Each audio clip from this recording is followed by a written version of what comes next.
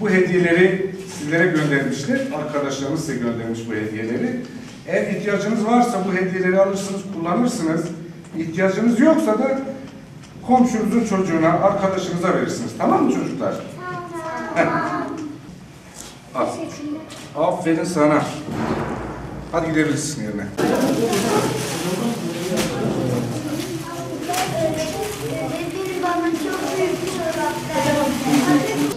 İlimizde meydana gelen deprem felaketi sonucunda çocuklarımız, biz, okullarımız, ailelerimiz çok büyük acılar, üzüntüler yaşadı.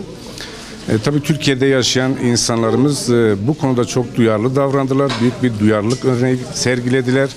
Büyük bir yardımseverlik örneği sergileyerek çocuklarımıza, ilimize, insanlarımıza yardımda bulundurdular. Yardımlarını esirgemediler.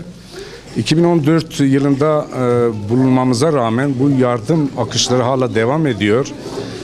Bugün İstanbul Maltepe Adnan